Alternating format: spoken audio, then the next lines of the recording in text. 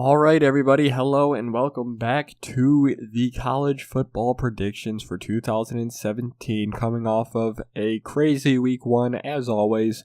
It's always crazy in week one, and as always, not very easy to pick. So we're going to start this off. We did 12 games last week. We're going to review all of my picks from last week, and then we're going to jump into this week where we have 13 games for this week. So let's just get into it. In the order that I picked them, let's go ahead and look at last week. So we had number 2 Ohio State at Indiana as a 20.5 point favorite. That was my upset alert of the week. And be honest, for 3 quarters and a little bit into the fourth, it looked like Indiana was following exactly what I said they would do. And keep it close all game, end up losing in some Indiana-like fashion.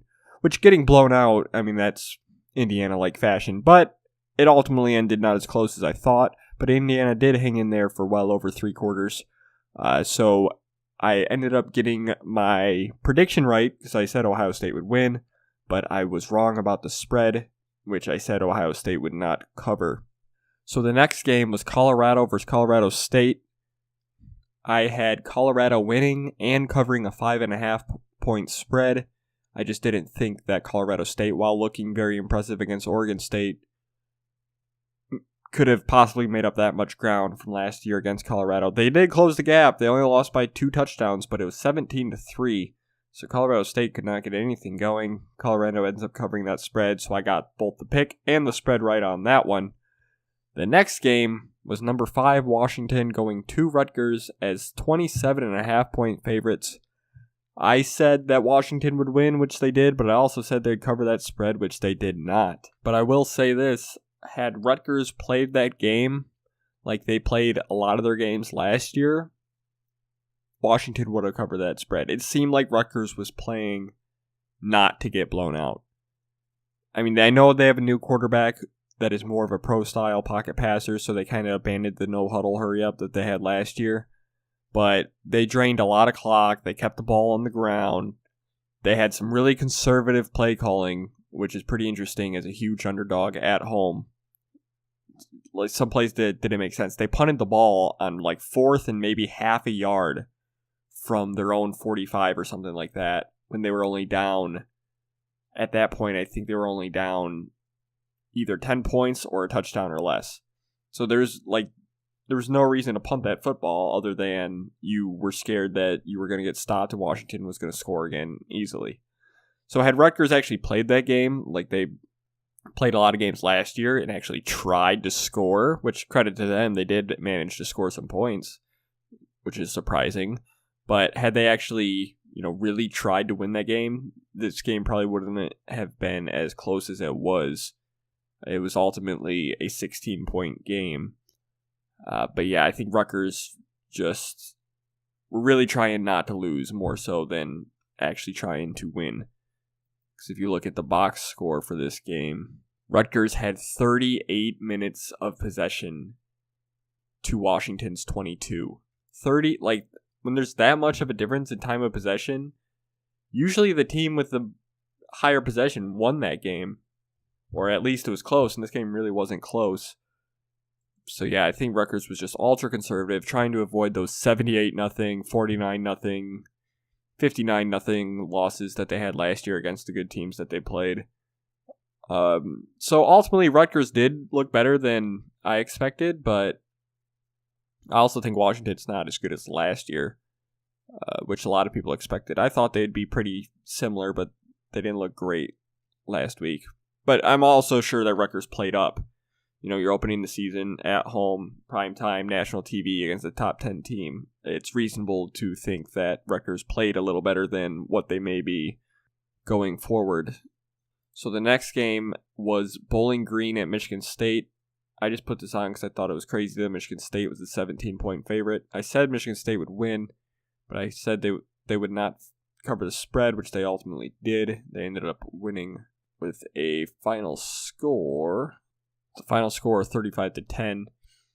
Little dicey early for them. They didn't score till the second quarter. They were down 3-0 until into the second quarter. Then they started to put the game away in the third quarter. But ultimately they covered. They looked fine. I still don't think they're going to be a good team. But they got the job done against Bowling Green. So that was another team. So far I am 4-0 in the straight up picks. But only 1-3 against the spread. Not very good. But the next team, I got the spread right. But I got the winner wrong. It was Maryland at number 23, Texas. Texas was an 18.5 point favorite. I said Texas will probably win, but they won't cover that spread because Maryland's pretty good, and they're being underestimated a fair bit. Well, not only did Texas not cover that 18.5 point spread, they didn't win the game. In fact, Maryland beat them soundly. The final score of that one was actually 51-41 in favor of Maryland. Just seemed like Maryland scored at will. Of course, Big 12 defense shows up yet again. I can't stand that conference. You'll hear it every week. I hate the Big 12, and it's for stuff like this. I mean, come on, Texas. What are you doing? I told you Maryland would be good. I told you Texas wouldn't beat them soundly if they beat them, which I thought they would, but they didn't. And Maryland looked really good. I think Maryland probably win. They lost their quarterback for the year, but their backup looked all right. I think Maryland probably wins 7 games this year, maybe even 8. Texas probably ends up 6-7, which goes against my thinking because I thought Texas would be a pretty darn good team this year. Somehow they were ranked in the preseason, which probably shouldn't have happened, but I thought they'd be pretty good, and doesn't look like it. So the next game on the list was number 11 Michigan as a 3.5 point favorite against number 17 Florida. I said Michigan would win. I said Michigan would cover the spread, and I said this game might not be close, and it wouldn't surprise me if it wasn't. And 33-17 looks phenomenal if you're Florida, because that game should have been, at the very least, 40-0. Obviously, everybody knows Florida got 2 touchdowns off of pick sixes, one off wide receiver's hands, one just overthrown bad pass. So there's 14 of the 17 points that Michigan would like back. But then even the field goal on the opening drive of the game for Florida was kind of rewarded to them with a personal foul penalty. Without that personal foul, they're 15-yard backs, and they're not in field goal range. And after that, Florida's offense did literally nothing. I think they only had 7 first downs from that point on in the game. They only had 11 yards rushing on the game, 192 yards total. It was a complete domination from Michigan. I told you last week, yes, they're returning 10 starters on defense. Yes, these guys coming in their place are just as good as the guys that left. And hell, if you base it off of this game, maybe even better. Michigan wins big, 33-17. A lot closer than it should have been. So in that one, we got the pick right and the spread right. And the next one was Appalachian State at number 15, Georgia, as a 14.5 point favorite. I said Georgia would win, which they did, and I said they wouldn't cover, which they did. It wasn't a very impressive or exciting game, but Georgia ended up covering. They won the game 31-10. All 10 of Appalachian State's points came in the fourth quarter. Appalachian State's can be really good in the Sun Belt. Georgia actually stepped up for once, though, and put away a team they should put away and had a fairly nice opening season win. So Georgia, they lost their quarterback, but they look pretty good in week 1. And now next on our list was my lock of the week in terms of the spread. I said number 16 Louisville as a 20.5 point favorite would win and cover against Purdue. I told you to lock it up. It's going to happen. They won by 7. They won 35-28. What in the world happened? Well, Louisville should have covered this spread because, let's face it, Louisville could have covered this spread in about the first 10 minutes of this game. They had 2 goal line fumbles, which kept Purdue in it. Louisville could have easily been up 21-0 probably before the first quarter was over. Then at that point, it's an entirely different game. Purdue maybe not as inspired as they ultimately ended up being. Louisville coast to victory. But instead, Louisville had costly turnovers. They had to settle for some field goals. Just not a very Louisville-like performance. I knew they wouldn't be as good as last year, but I didn't think Purdue would be much better.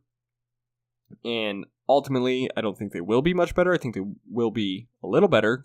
They got a new coach. I believe in Brahms' ability to get Purdue to be playing better than they have been over the last few years. But I don't think they're really 7 points away from Louisville. I think Louisville had a lot of self-inflicted wounds. Obviously, got to give a little credit. Purdue did force the fumbles after all, but Louisville really marched up and down the field on offense almost at will. So 35-28, a lot closer than I think the level of play really is between these two teams, but nice job by Purdue to not just cover that 20.5 point spread, but really have a chance to win this thing at a couple of points in this game.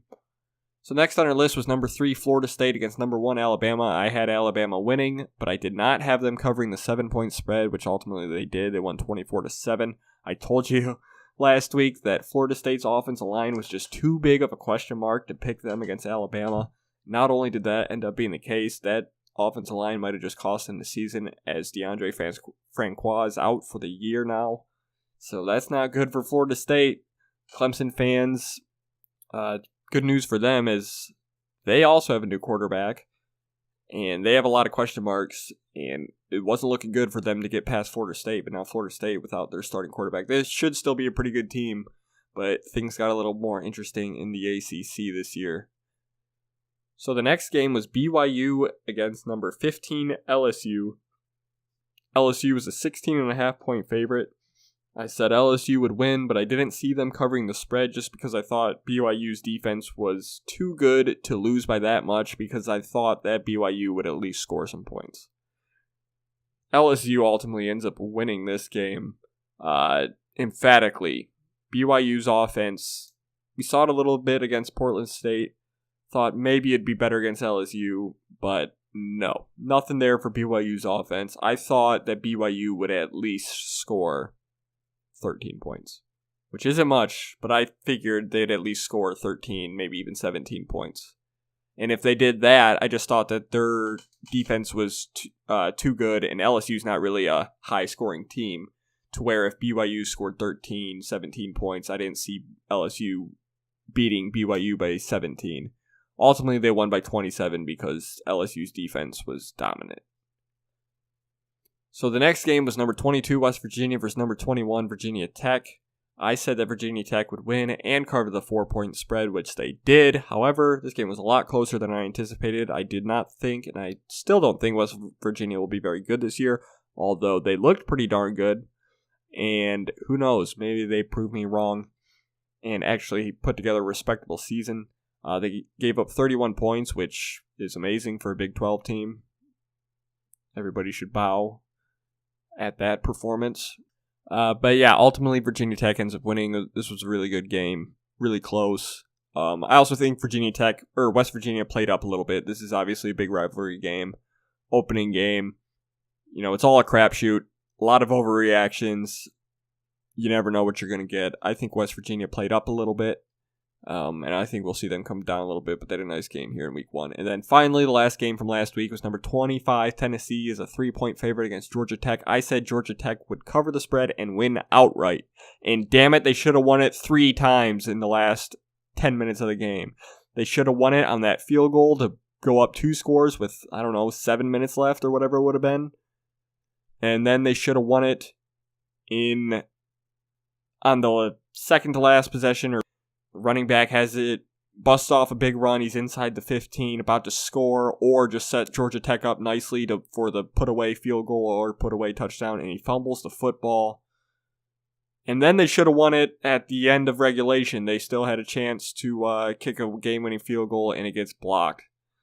I mean, come on, Georgia Tech, I picked you to win outright as a 3-point underdog because of that option offense, which got you 500 yards rushing, and you lose in overtime. Tennessee, I said they couldn't do what they did. They couldn't fall behind. They couldn't luck into another comeback like they did multiple times last year in this environment against Georgia Tech, and they did. So Tennessee lucks into yet another win. Unbelievable. So this week, ultimately, I was 10-2 in my predictions straight up as far as who would win and who would lose. I got Georgia Tech winning against Tennessee, and I got Texas winning against Maryland as my 2 picks that were wrong. Against the spread, not so good. We were 5-7. Vegas wins this week. That's all right. It was week 1. Week 1's hard to predict because you never know what you're going to get, and we saw a lot of evidence of that this week. So hopefully here in week 2 we can do a little better. Let's take a look at the games here for this week that we're going to be looking at. We got 13 on the docket, 12 last week. I thought we'd have a little less this week, just knowing the games that were to be played off the top of my head, but when looking at the schedule, quite a few jumped out at me as being pretty interesting. So let's just go ahead and jump right into these ones for this coming up week. Alright, so the first game on our list this week is Iowa going on the road to take on Iowa State as a 2.5-point favorite. This game's Saturday at noon. The old battle for the Cy-Hawk Trophy, which has seen Iowa win 42 to Iowa State's 22. Iowa's won the last 2 meetings. I think that this one will be interesting. I think it'll be a good one. The spread indicates it. It's only a 2.5-point game. Iowa State last week wins at home against Northern Iowa by a score of 42-24, while Iowa beats Wyoming 24-3 at home. That game, a lot of people had as their darling upset of the week, Wyoming over Iowa. But Iowa's defense, you just had to expect it. They're good every year. They were going to be good against Wyoming, even with their quarterback. So for this one, though, I don't think that Iowa State is going to fold. You're at home. It's a rivalry game. I think Iowa State covers that 2.5-point spread, and I think Iowa State wins outright against Iowa to win back the Cy-Hawk Trophy for the first time since 2014. It will be a close one. Probably come down to the last drive, maybe even the last couple plays. But Iowa State, I think, will defeat Iowa here in week 2. Next up is Pittsburgh going on the road to take on number 4 Penn State as a 22-point underdog. This in-state rivalry has a total tally of 50 wins for Penn State, 43 wins for Pitt, and 4 ties. Last year was the first time these teams played since 2000. Pitt pulled off the upset at home, winning 42-39. And initially, I thought Penn State was pretty overrated coming into this year, and I thought that Pitt would do it again. But last week, Penn State shows up. They start the season. They win 52-0 over Akron. It is Akron, but probably the most impressive performance by Penn State in the last 6-7 years. Pittsburgh, on the other hand, hosted Youngstown State, FCS team, and they win by a touchdown. Not a very inspiring effort by Pittsburgh. They actually won in overtime. They gave up 21 unanswered points to Youngstown State in the second half. So, not looking good for Pittsburgh anymore as far as I am concerned regarding this game on the road. But I will say this, 22 points is a pretty darn large spread for a rivalry game.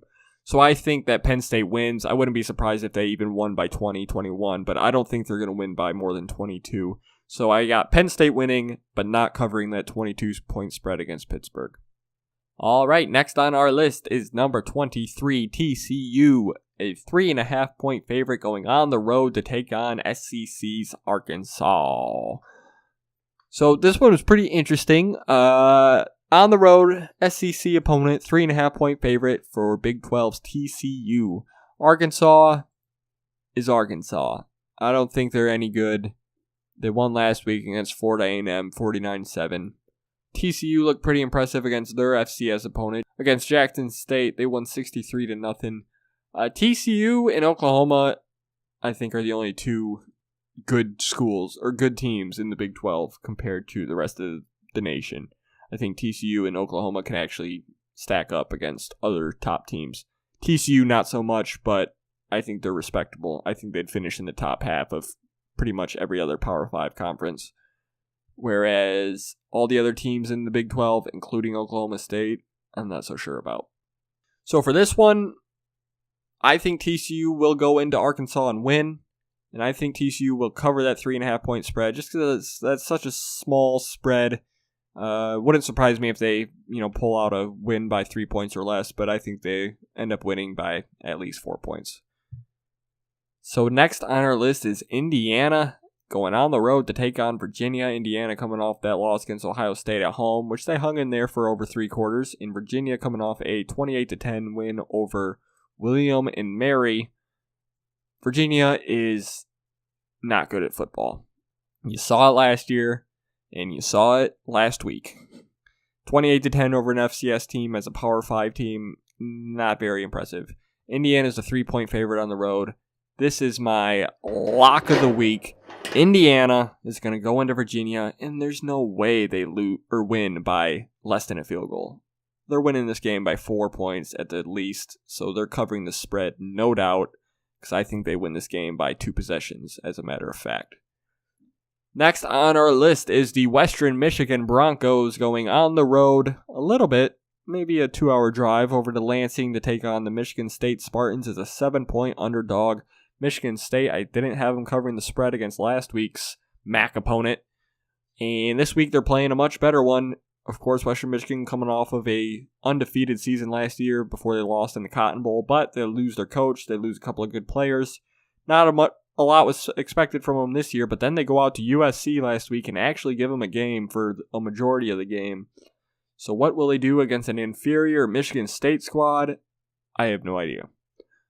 Michigan State's a 7-point favorite.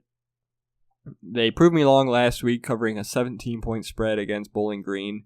It would not surprise me at all if Western Michigan wins outright, just based off of Michigan State's absolute debacle last year.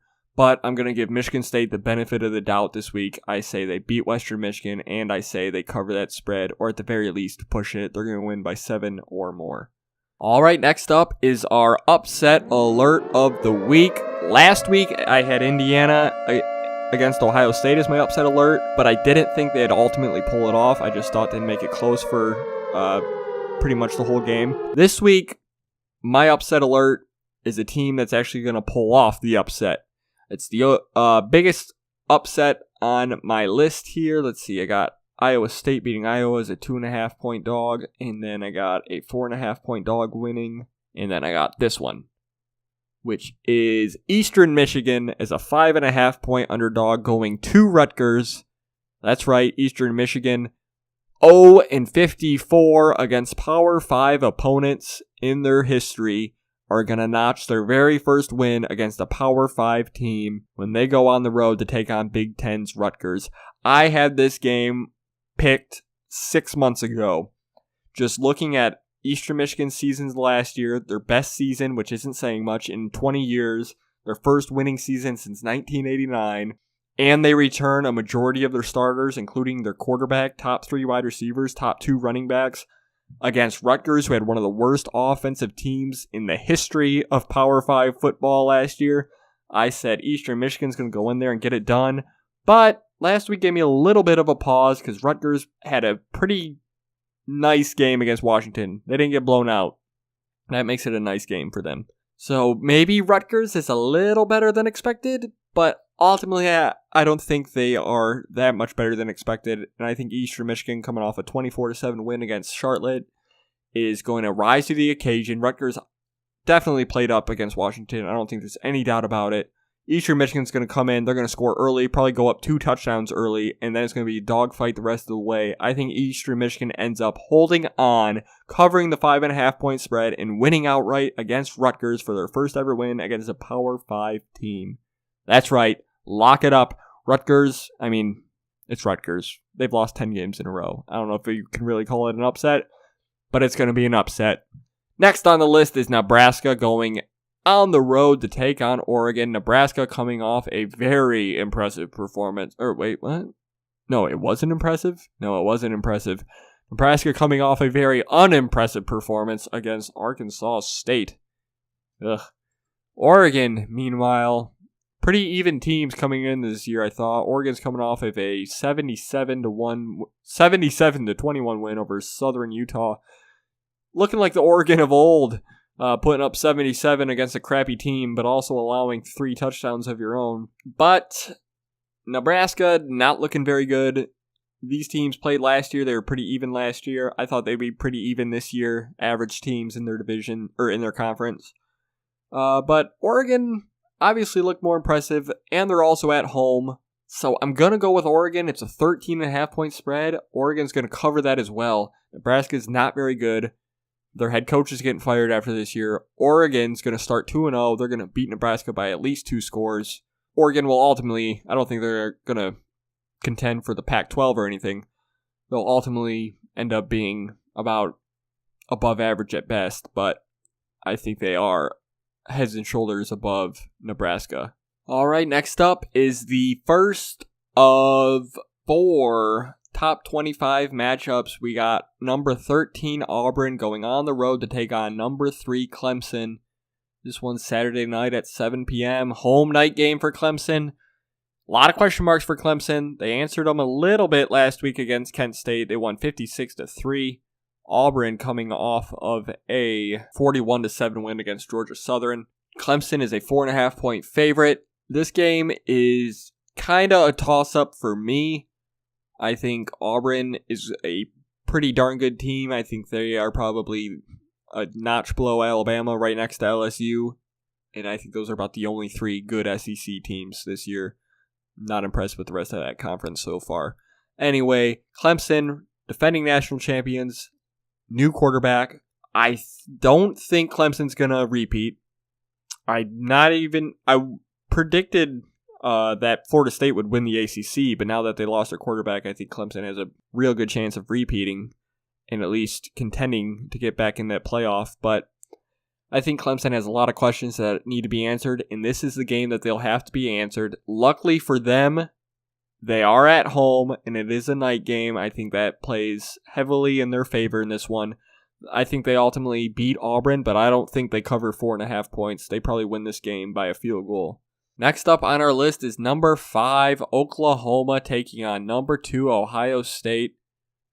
Whew, top 5 matchup. This one looks good on paper, but so did last year, and we know what happened. Ohio State rolled Oklahoma on the road. Well, let's see. Oklahoma coming off a 56-7 win against UTEP, while Ohio State's coming off a 49-21 win on the road against Indiana. This game is another one that I look at, and I'm not sure what's going to happen, so being the home team is a pretty big advantage.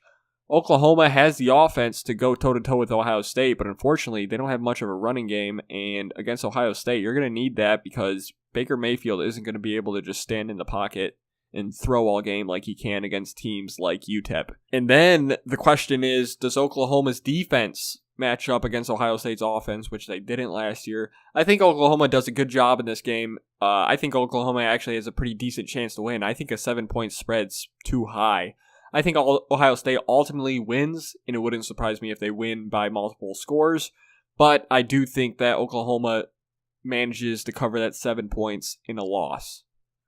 So next up is the third top 25 games. Unfortunately, all 4 of these are basically happening at the same time. We got 7, 7:30, 7:30, and 8:30 Eastern. But the third game is number 15 Georgia going north for the first time since 1965. Their first road game north of the Mason-Dixon line in almost 50 years. They're going to South Bend, Indiana to take on number 24 Notre Dame. Notre Dame's coming off of a 49-16 win over Temple, which is pretty impressive, especially based on last year when they weren't very good at all. I still don't think they're going to be a great team, but this game is getting iffy because Georgia loses their quarterback, and they're playing a road night game up north for the first time in 50 years. It's not going to be easy for Georgia, but ultimately, I don't think Notre Dame's a good team, and I think Georgia pulls it off as a 4.5 point underdog.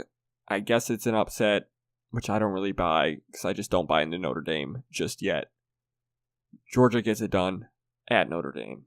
Next on the list is the final top 25 game of the week. It's number 14 Stanford at number 6 USC. USC coming off of a pretty uninspiring performance against Western Michigan. But it's week 1, the great week of overreactions. So a team like USC doesn't beat a team like Western as bad as you think, and suddenly you don't think they're that good, but then they come out and beat someone like Stanford by 40. Who knows? But in this one, Stanford coming off of a 62-7 win against Rice in Australia. I think Stanford's good. I think USC's good. I think USC might be a little overrated, but I still think they're really good. And at home, as a 6.5 point favorite, I think USC ultimately wins this one, but I don't think they're going to cover the 6.5 points in this game. So our second to last game this week is Utah on the road against BYU. in a pretty big rivalry game. Utah, a 1.5 point favorite on the road. They're going to win. They're going to cover that. BYU's offense has looked non-existent, even against FCS teams. I don't think there's any way Utah loses, and I don't think there's any way Utah loses or wins by less than a field goal, like the spread is indicating, unless BYU suddenly turns it around on offense and manages to score 2 or 3 touchdowns for the Cougars. I think Utah wins this game pretty easily, actually. So finally, the last game for this week is Boise State going on the road to take on number 20 Washington State. Boise State is coming off of a 24-13 win at home against Troy. Isn't very impressive, but Troy had a very good year last year. Troy is going to be competing with App State for that Sun Belt title. Washington State's coming off of a 31-0 win over Montana State. Washington State got a lot of love last year. They had a pretty good team, but they faltered early. And this year, it wouldn't surprise me if they do the same. However, I do think they are a much better team than Boise State, and they're at home for a night game. I think Washington State beats Boise, but 10 points is a pretty large spread, so I think Boise State covers. Boise State probably loses by a touchdown or less. So that is my picks for week 2. Let's see if we do any better than week 1 when we were 10-2 straight up and 5-7 against the spread. Last week was a crapshoot. This week is overreactions. Let's see how it all plays out. Be sure to subscribe for more in the coming weeks. Next week we'll recap all these games and then have a fresh new batch of games. I'll also be getting out some NFL predictions here. Thank you all for listening, and goodbye.